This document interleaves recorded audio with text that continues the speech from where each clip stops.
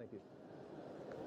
Next up, we've got SoccerX's best dressed gentleman in the house, Ruben Kasper. If you could please join me to the stage. Ruben is the FC Bayern Munich China Managing Director. Please give him a round of applause. There you go. You can, just sit here. There we go. Make it easier. Okay. So, Ruben, how's the family? You're a young family now, living in China full time. Have you how long have you been here? And have you fully acclimatized to? For almost 2 years now. And thanks for the question. The family is good. Yeah. My wife is waiting for me at home, so we're in the final stage for giving birth. Number 2. Round of applause for child number 2. That's great. And so I wanted to just kick this off. I was curious, like a lot of football clubs, global football teams have explored opening up an office in China. And more often than not, it's a pretty overwhelming experience, and the business case for the most of the time doesn't justify the expense and the platform that you're looking to do. Bayern Munich, hugely successful football team globally, very popular in China, 2016 red card winner. How did you justify the business case to set up such infrastructure with your own office in China, and how far are you looking forward to justify that? First of all, thanks for being here and getting the invitation for President Bayern Munich a little bit, and coming to your question. I think it's not relevant for every club having an office, an infrastructure in China. I think it must be a mixture. There must be an infrastructure motivation coming from the board in Germany, that they say, okay, these are our key markets, first of all. And then afterwards you need to think, what are our key topics? For us it is quite clear, we have in China over 136 million followers. So a lot of potential fans, followers, are not people which are die-hard Bayern Munich fans. Yep. They are people who like Bayern Munich or like them a lot. So we want to convert them to fans. And the other one is that for sure our infrastructure behind, our shareholders, our partners, they wanted us to be in China. So when you look at our shareholders, it's Audi, it's Adidas, it's Allianz, the sponsors are Siemens, SAP, Goodyear, DHL, so all global players. And for these global players, China is a big market. Okay. They know how to do, they know that football now is on the political agenda.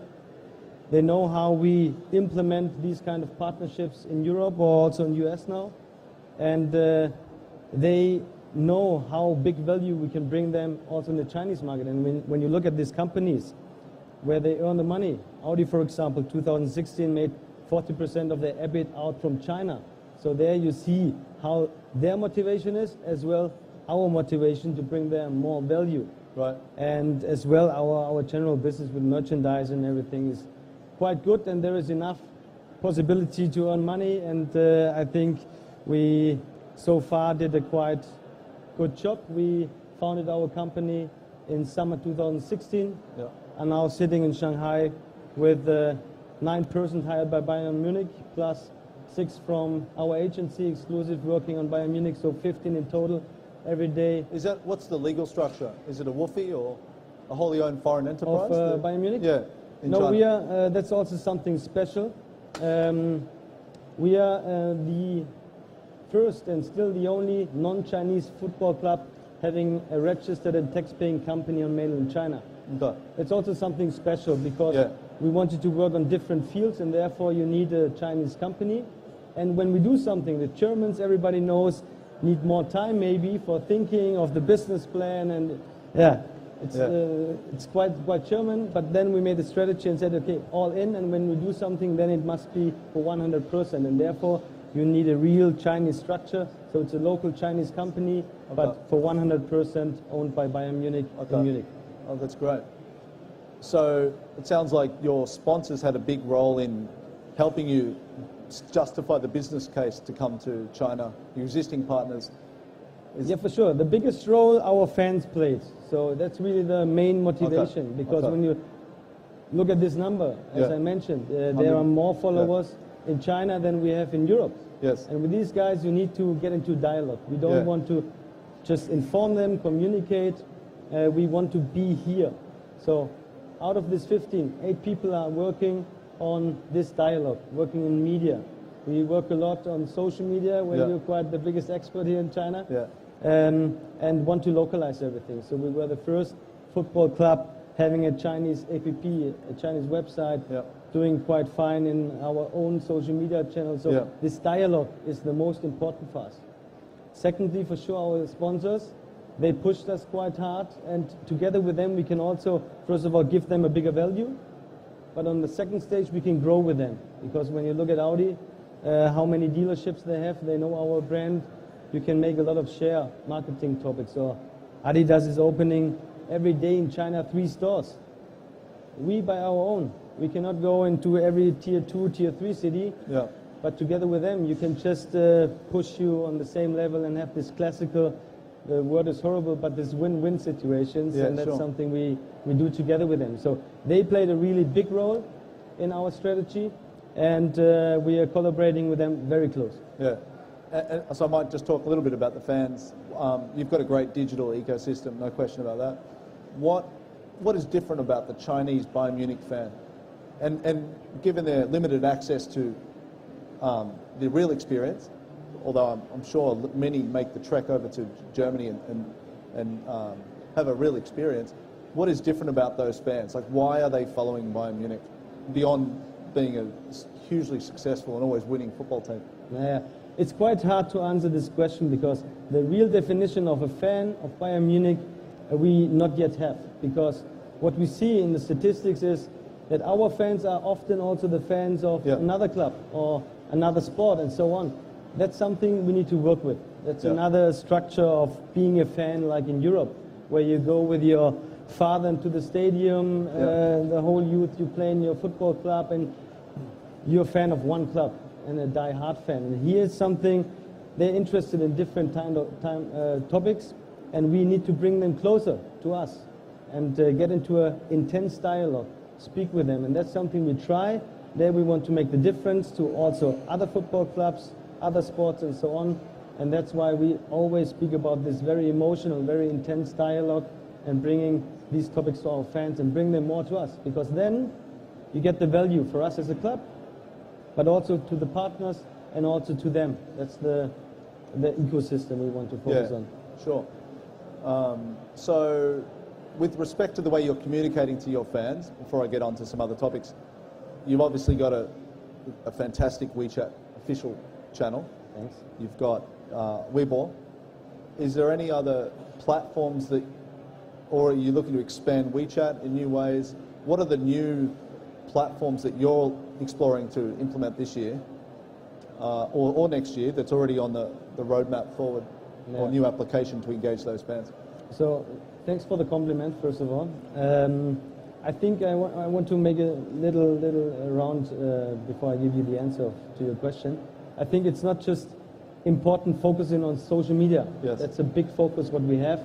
But what we, on the other side, do is focusing on the biggest media houses here in China. Sure. So we have a strategic partnership with CCTV, with Xinhua News, with Sina Weibo, and now with PPTV, the new right holder for the Bundesliga from the coming season on. So you need to play the game with them, because with them you get the really big reach.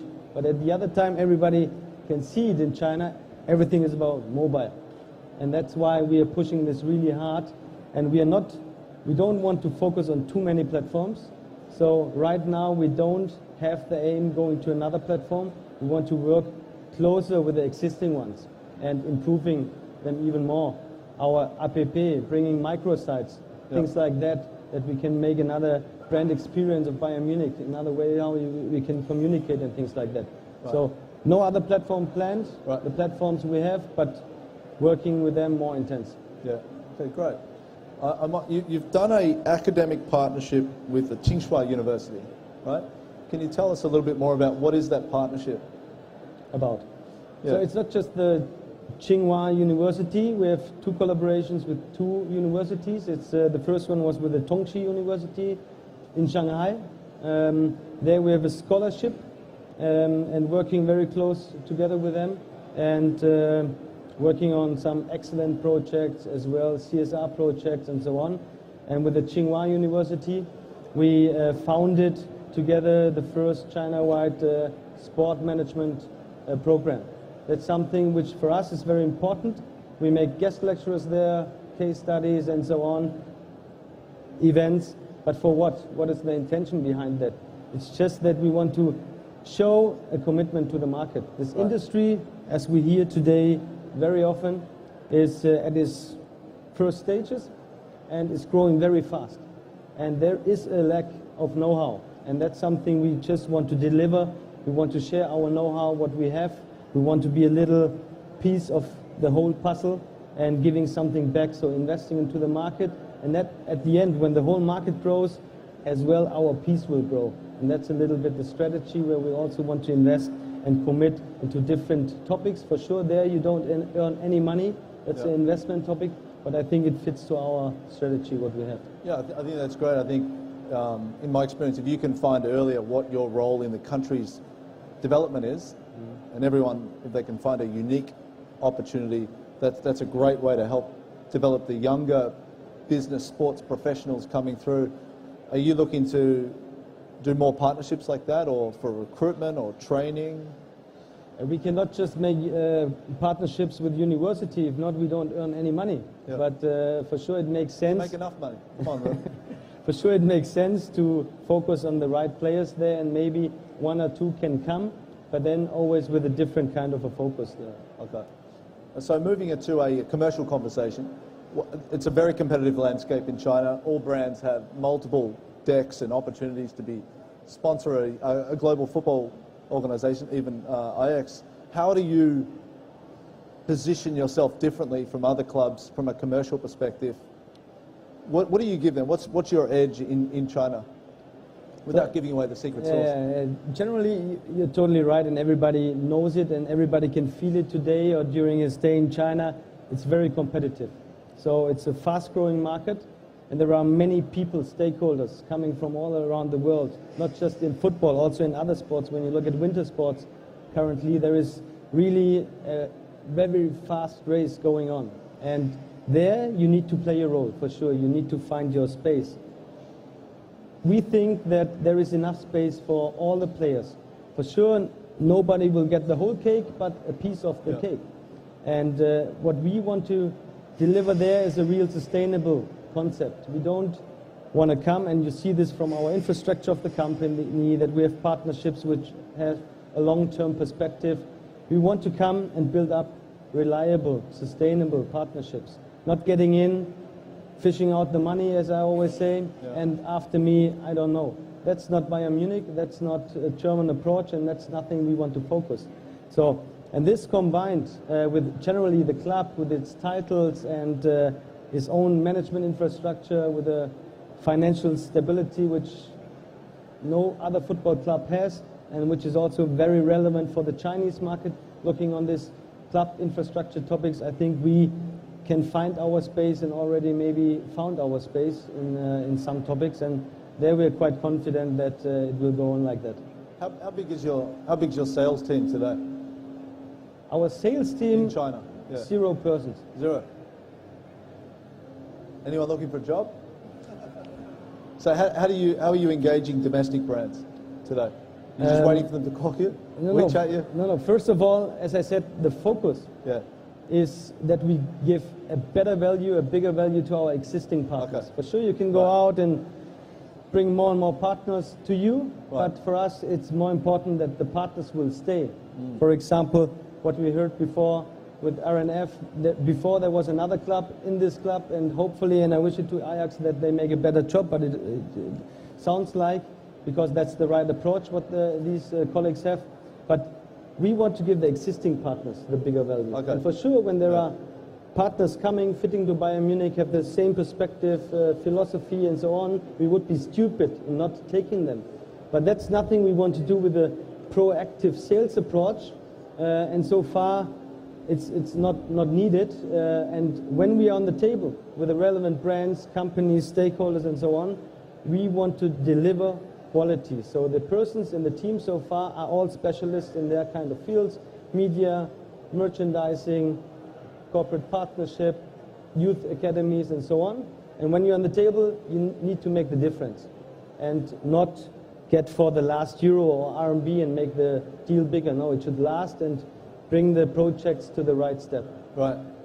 Yeah, I think it's a great model to, like, having that existing partnership ease the burden of selling actively in this market. It's also, to be very honest, it's a luxury. Yeah. Being in this situation. I worked before also for other football clubs, and it's almost not possible for many football clubs being in this situation and investing into this market and so on. And you need to run for many deals, but that's, for us, it's really some kind of a luxury. And this position, I think you need to play when you have the possibility. Yeah. What Bayern came out to this market less than 2 years ago, right, on tour. What impact does it have to the club or your audience or your sponsors post the tour? Like, what is the net benefit when a football club like yours comes out here for your business planning? The net benefit for sure is money. Yeah. It's a lot of media reach, and it's brand awareness. These are the main topics. But looking at these summer tours, we always have it in the summer times. It's a really big event now. So for sure, we were with ICC last time here, playing in Shanghai, Shenzhen, and Singapore. It's well organized, it's perfectly done, and they pay us money for sure. But the topics which are going around, the matches, that's where our music plays. That's what we need. And when you look at the last one, at the last tour, there were over 250 persons in our delegation coming from Germany. It doesn't matter if it's our media guys or our sponsors, our management, our team, and so on. That's quite a big commitment, and we make networking there. We make a lot of events. So we have every day, we had the guys 12 days here in Asia, and every day we had between 10 and 25 events going on. At the same time, that's a really big troubleshooter topic, but it brings a big effect from a media perspective, from a marketing perspective. We can build up platforms for our partners. We can create stories. We were in Shanghai, and the whole Oriental Pearl Tower was in our colors, Bayern Munich. Yeah. And our brand, our claim was going to the ball. That's amazing. Yeah. That's amazing. And down there, our players like Robert Lewandowski, Franck Ribéry, they danced with the Chinese fans, over 2,000 Chinese fans, the square dance. And we had a live broadcasting and everything. So you can produce a lot of things. You can have media awareness, you have fan engagement, you earn money. So I think this topic is getting bigger and bigger, and it's our highlight of the year. Yeah, okay, great. I might wrap it up there because you've been so generous with the information you've been sharing today. I want to thank you for joining, and good luck with your next child, and look forward to seeing you throughout the conference. Please give me a round of applause. Thanks, Rupert.